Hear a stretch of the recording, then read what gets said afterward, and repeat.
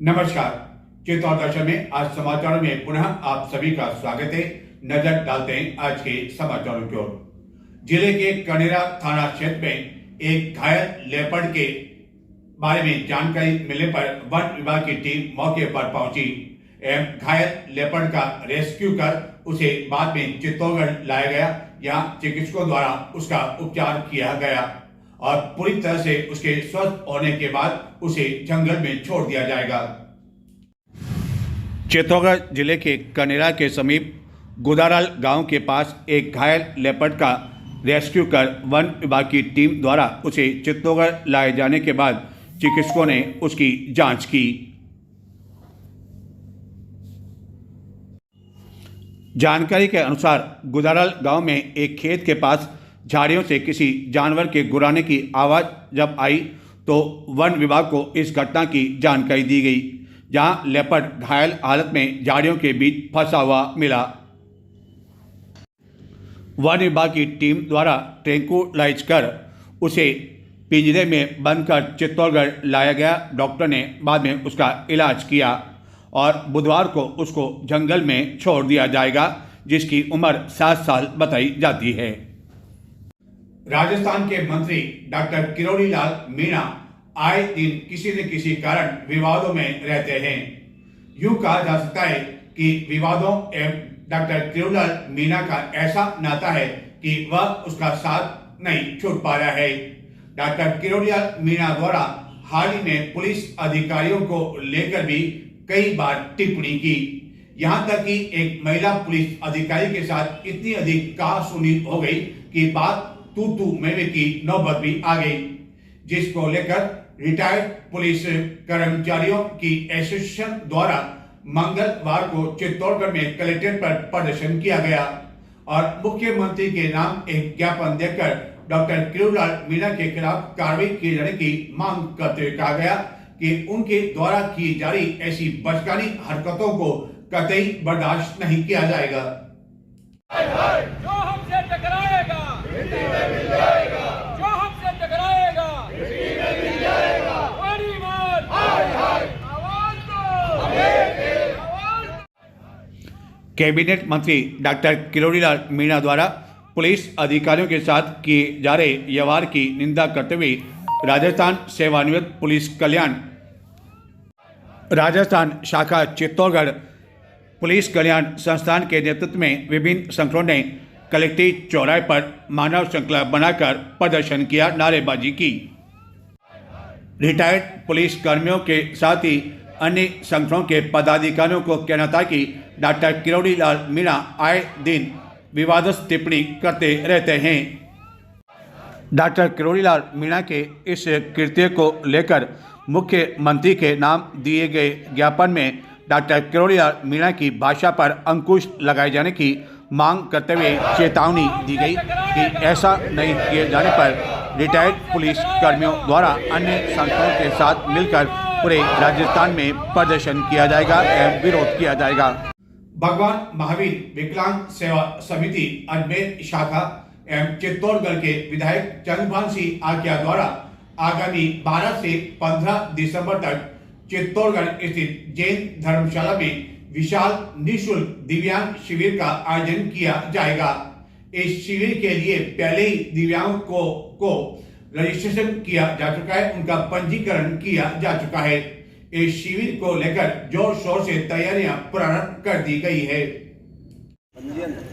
चित्तौड़गढ़ के विधायक चंद्रभान सिंह आकिया एवं श्री महावीर विकलांग सेवा समिति जयपुर शाखा के सौजन्य से 4 दिवसीय दिव्यांग उपकरण वितरण शिविर 12 से 15 दिसंबर तक श्री केसरिया जैन धर्मशाला में आयोजित किया जाएगा।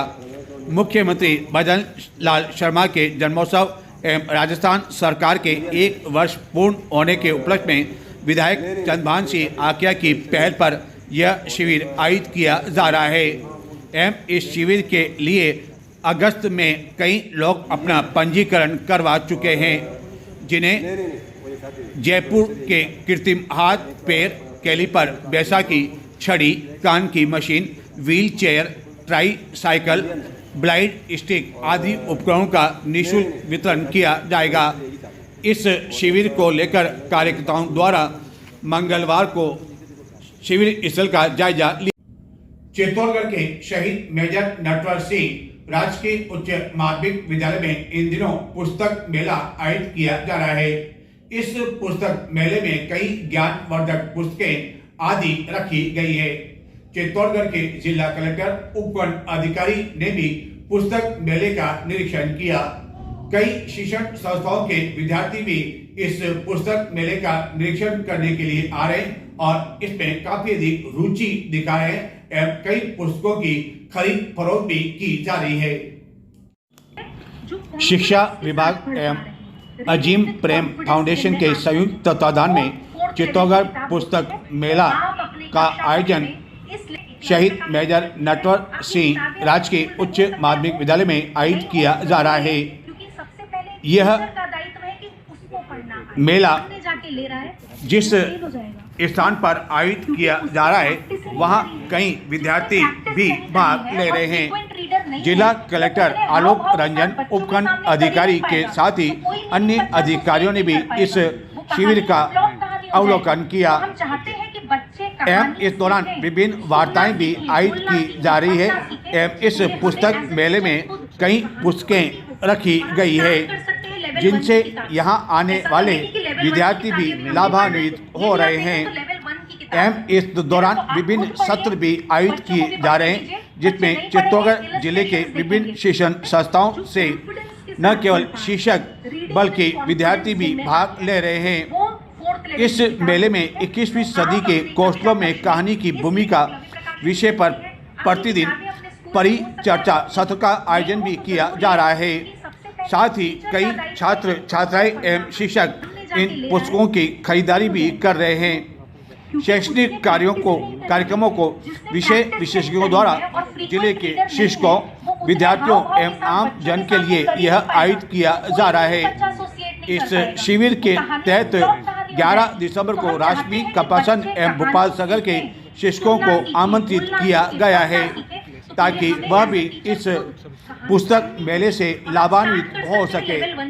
इस तरह का पुस्तक मेला गत वर्ष भी आयोजित किया गया था जो कि पूरी तरह से सफल रहा था एवं कई जने इससे लाभान्वित हुए थे। राजस्थान में गौ माता को राज्य दर्जा दिए जाने की मांग को लेकर गत कई समय से गौ भक्तों से जुड़े विभिन्न संगठनों द्वारा प्रदर्शन किया जा रहा है। सरकार को ज्ञापन दिए जा रहे हैं क्योंकि राजस्थान में जो गो वंश की दुर्दशा है वह किसी से छिपी हुई नहीं है। इसी मांग को लेकर चित्तौड़गढ़ में गो भक्तों द्वारा कलेक्ट्रेट में प्रदर्शन किया गया, मानव श्रृंखला बनाकर नारेबाजी की गई एवं इस सब में जिला कलेक्टर को मुख्यमंत्री के नाम ज्ञापन दिया गया। माता को न्याय चाहिए, न्याय चाहिए, न्याय चाहिए। गौ माता को राज्य माता घोषित करो, गौ माता को राज्य माता घोषित करो, गौ माता को राज्य माता घोषित करो, हमारी मांग पूरी करो, पूरी करो, पूरी करो। गौ माता को न्याय चाहिए, न्याय चाहिए, न्याय चाहिए। गौ माता को न्याय चाहिए, न्याय चाहिए, न्याय। माता को न्याय चाहिए, न्याय चाहिए, न्याय चाहिए। गौ माता को न्याय चाहिए, न्याय चाहिए, न्याय चाहिए। गौ माता को न्याय चाहिए, न्याय चाहिए, न्याय चाहिए। गौ माता को राज्य माता घोषित करो, गौ माता को राज्य करो, गौ माता को राज्य माता घोषित करो, गौ माता को राज्य करो, गौ माता को राज्य। गौ माता को राज्य माता का दर्जा दिए जाने की मांग को लेकर गौ सेना जिला प्रमुख गोपाल माली के नेतृत्व में कई पदाधिकारियों एवं जिले भर से आए गौ सेवकों द्वारा सुभाष चौक से लेकर कलेक्ट्रेट चौराहे तक वाहन रैली निकाली गई, जिसके पश्चात कलेक्ट्रेट चौराहे पर मानव श्रृंखला बनाई गई एवं सभी गौ सेवकों द्वारा जोरदार नारेबाजी करते हुए विरोध प्रदर्शन करते हुए राज्य सरकार से गौ माता को राज्य माता घोषित किए जाने की मांग की गई एवं ऐसा नहीं किए जाने पर आने वाले दिनों में भूख हड़ताल एवं विधानसभा का घेराव करने की भी चेतावनी दी गई। इस अवसर पर दिए गए ज्ञापन में कहा गया कि चित्तौड़गढ़ एवं पूरे राजस्थान में जो गाय की स्थिति है वह किसी से छिपी हुई नहीं है और जिसे कि हम गौ माता कहते हैं, लेकिन उसे अब तक राज्य माता का दर्जा नहीं दे पाए हैं। जबकि कई राज्यों में इस दिशा में पहल की जा चुकी है और चित्तौड़गढ़ में इन गो सेवकों द्वारा दिए गए ज्ञापन में राजस्थान में भी सरकार से यह कदम तत्काल प्रभाव से उठाए जाने की मांग करते हुए कहा गया कि जब पूर्व में भाजपा सत्ता में नहीं थी तो उसके द्वारा इस तरह की मांग की जाती थी और अब सत्ता में आने के बाद वह इस और नज़रअंदाज कर रही है। गो सेवकों भक्तों द्वारा बाद में कलेक्ट्रेट चौराहे पर मानव श्रृंखला बनाकर यहाँ भी प्रदर्शन कर नारेबाजी की गई। मानव श्रृंखला बनाए जाने के कारण कुछ देर के लिए यहाँ यातायात जाम जैसी स्थिति बन गई और गो सेवक सभी कलेक्ट्रेट के अंदर प्रवेश कर गए। चित्तौड़गढ़ जिले में इस समय तापमान की जो स्थिति चल रही है उसके कारण गेहूं के उत्पादन पर भी इसका असर पड़ सकता है। स्थिति यह है कि कई काश्तकारों ने इस तापमान में हो रहे परिवर्तन के कारण गेहूं की बुआई देरी से की है, जबकि कुछ खेतों में तो अभी तक केवल जुताई का कार्य ही चल रहा है। कृषि विभाग के अधिकारियों का भी मानना है कि इसका असर गेहूं के उत्पादन पर भी पड़ सकता है। इस वर्ष चित्तौड़गढ़ जिले में बोई जाने वाली गेहूं की फसल का उत्पादन प्रभावित हो सकता है। कोई प्राकृतिक आपदा और किसी प्रकार के कीटों का प्रकोप न हो तो भी गेहूं उत्पादन गिरने की प्रबल आशंका काश्तकारों एवं कृषि अधिकारियों द्वारा व्यक्त की जा रही है, क्योंकि किसान रबी सीजन में गेहूं की बुआई को लेकर लगभग 15 दिन पिछड़ गए हैं। गेहूं की यह बुआई 15 नवंबर के पहले हो जानी चाहिए थी, लेकिन दिसंबर आने तक भी पूरी नहीं हो सकी। भले ही जिले के काश्तकारों के समक्ष साधनों की कमी, मजबूरी या अन्य कारण रहे हों, लेकिन बुआई के लिए एक एक दिन की देरी फसल पर असर डाल सकती है। कृषि विभाग की माने तो अब तक जिले में निर्धारित लक्ष्य के मुकाबले काफ़ी कम बुआई हो सकी है। इस वर्ष जिले में गेहूं की बुआई को लेकर जो लक्ष्य निर्धारित किया गया था वह अभी तक पिछड़ता हुआ दिखाई दे रहा है। स्वयं काश्तकार भी मानते हैं कि गेहूं फसल के लिए तापमान काफ़ी अहमियत रखता है। नवंबर के शुरुआत 15 दिनों में गेहूं की बुआई कर देनी चाहिए ताकि 15 फरवरी के बाद गेहूं की उपज पर अधिक तापमान के प्रतिकूल प्रभाव से बचा जा सके। दरअसल फसल यदि दुधिया अवस्था पर भी हो तो अधिक तापमान व नमी की कमी से दाना सिकुड़ जाता है। सही समय पर बुआई करने से अच्छी गुणवत्ता का गेहूं पकता है। अधिक गर्मी पड़ने पर गेहूं का दाना पक नहीं पाता है और किसान को नुकसान होता है। तापमान को देखते हुए नवंबर के पहले पखवाड़े में बुआई कर दी जाती तो गेहूं की फसल अच्छी होती। हालत यह है कि चित्तौड़गढ़ के आसपास कई खेतों में तो अब तक जुताई का काम ही चल रहा है और अब तक भी बुआई नहीं की गई है, जिसके लिए काश्तकारों से बातचीत किए जाने पर उन्होंने बताया कि यह सब कुछ तापमान के कारण हो रहा है। चित्तौड़गढ़ जिले के बेगू कस्बे में स्थित पुलिस थाना से महज कुछ दूरी पर किराए के मकान में रहने वाले एक प्रशिक्षु कांस्टेबल द्वारा अपने ही इस मकान में एक अन्य कमरे में निवास करने वाली प्रसूति महिला कांस्टेबल से मनमुटाव होने के बाद उस पर गोली चलाए जाने एवं बाद में स्वयं के जबड़े पर भी सर्विस रिवॉल्वर से गोली चलाए जाने के मामले में दोनों गंभीर कांस्टेबल का उदयपुर स्थित एक निजी चिकित्सालय में उपचार चल रहा है। महिला कांस्टेबल के मुकाबले पुरुष कांस्टेबल की हालत काफी अधिक नाजुक बताई जाती है। इस घटना को लेकर चित्तौड़गढ़ के जिला पुलिस अधीक्षक सुधीर जोशी ने भी सोमवार देर रात्रि को बेगू पहुंचकर घटना स्थल का निरीक्षण किया। पुलिस उप अधीक्षक एवं थाना अधिकारी से इस घटना के बारे में बातचीत की, लेकिन इस घटना को लेकर अब कई सवालिया निशान लगाए जा रहे हैं, जिसका जवाब पुलिस अधिकारियों को आने वाले दिनों में देना होगा। नियमानुसार जो प्रोबेशन कांस्टेबल है वह अपने पास में सर्विस रिवॉल्वर नहीं रख सकता है। नियम तो यह भी बताते हैं कि हेड कांस्टेबल को भी इस तरह का रिवॉल्वर रखने की अनुमति नहीं है। तो आखिरकार पुलिस उपाधीक्षक ने किसके आदेश पर एक प्रशिक्षु कांस्टेबल को अपना गन में रख लिया? क्या उसके द्वारा पुलिस अधीक्षक से इसकी अनुमति ली गई? और क्या रोल कॉल होने के बाद कांस्टेबल जब अपने साथ सर्विस रिवॉल्वर ले गया तो मालखाना इंचार्ज ने आखिरकार उसे हथियार क्यों नहीं मांगा?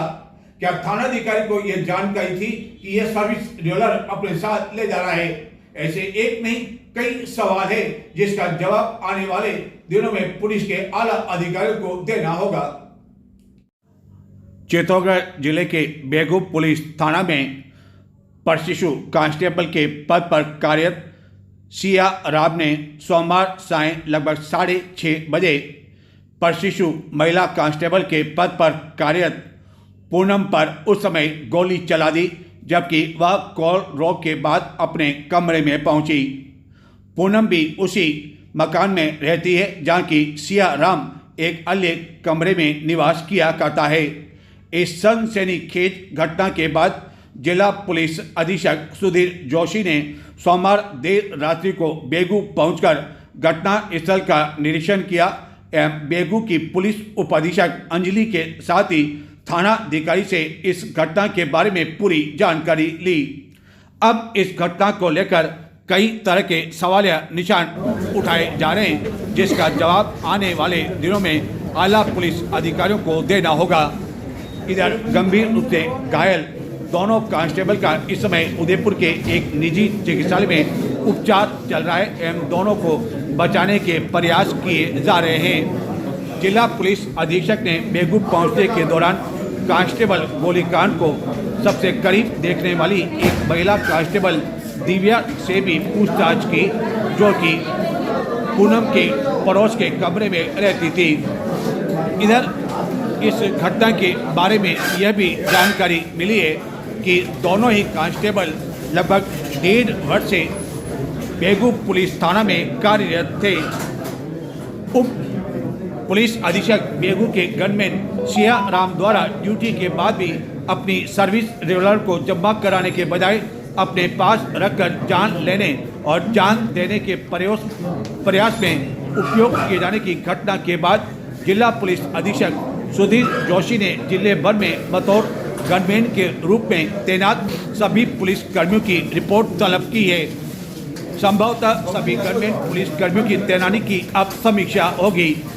माना जा रहा है कि बेगू उप पुलिस अधीक्षक के गनमैन के रूप में तैनात गनमैन सबसे कम अनुभव वाला पुलिस कर्मी है, जो प्रोफेशनल काल में चलते गनमैन नियुक्त कर दिया गया। सवाल यह भी उठाया जा रहा है कि आखिरकार पुलिस उपाधीक्षक ने उसे गनमैन के रूप में रखा तो क्या जिला पुलिस अधीक्षक से इसकी स्वीकृति ली गई या नहीं? इस तरह के एक नहीं बल्कि कई सवाल हैं। ये घटना कई तरह की पुलिस की प्रक्रियाओं, अनुशासन और हथियार प्रबंधन पर गंभीर सवाल खड़े कर रही है। यह घटना न केवल पुलिस विभाग की आंतरिक व्यवस्थाओं में संभावित खामियों को उजागर कर रही है, बल्कि इस पर भी सवाल उठ रहे हैं कि हथियारों का आवंटन और उनके उपयोग के नियमों का पालन कितना महत्वपूर्ण है। इस घटना को लेकर आने वाले दिनों में पुलिस के आला अधिकारियों को जवाब देने होंगे कि क्या कम उम्र और प्रोफेशन पर चल रहे कांस्टेबल को सर्विस रिवॉल्वर जैसे घातक हथियार सौंपने से पहले उनका मानसिक और भावनात्मक आकलन किया गया था या नहीं, या किया जाना चाहिए या नहीं, और इस स्थिति में रिवॉल्वर देने की क्या परिस्थितियां रही और यह कदम क्या उचित था। ड्यूटी समाप्त के बाद भी हथियार को थाने में जमा करने की प्रक्रिया आखिरकार क्यों नहीं अपनाई गई? आखिरकार चूक क्यों हुई और हथियार जमा करने की प्रक्रिया में किसी प्रकार की चूक को कौन मॉनिटर कर रहा था? क्या कांस्टेबल के मानसिक स्वास्थ्य, व्यक्तिगत तनाव या किसी अन्य समस्या का आकलन करने के लिए कोई सिस्टम था? इस घटना का संबंध व्यक्तिगत विवादों या पेशेवर तनाव से था और इसे रोकने के लिए क्या कदम उठाए जा सकते थे? इस चूक के लिए कौन जिम्मेदार है? वरिष्ठ अधिकारी, थाने का प्रबंधन या हथियार आवंटन प्रकरण?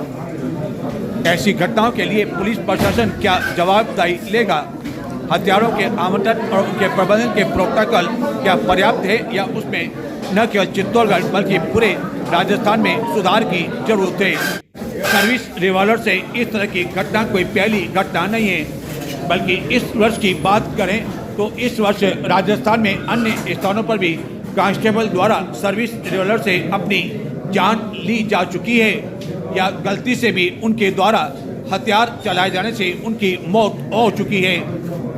इस घटना के लेकर सबसे बड़ा सवाल ये उठ रहा है कि आम तौर पर प्रोफेशनल पीरियड में कार्यरत कांस्टेबल को गनमैन के रूप में जब नहीं रखा जाता है तो आखिरकार पुलिस उपाधीक्षक ने सियाराम को गनमैन रखने के लिए यह कदम क्यों उठाया।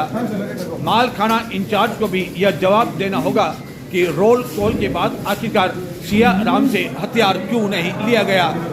बेगूर थानाधिकारी भी इस मामले को लेकर कई सवाल का जवाब देने से अपने आप को नहीं बचा सकते हैं। दोनों ही कांस्टेबल जब 1.5 वर्ष से बेगूर पुलिस थाना में नियुक्त थे और दोनों के बीच गत कई समय से चल रही दोस्ती की जानकारी और बाद में हुए मन मुटाव की जानकारी अन्य पुलिस कर्मियों को थी, तो आखिरकार अधिकारियों को इस बारे में जानकारी क्यों नहीं दी गई? क्योंकि पुलिस विभाग वह विभाग है जहाँ अनुशासन का काफी अधिक महत्व होता है।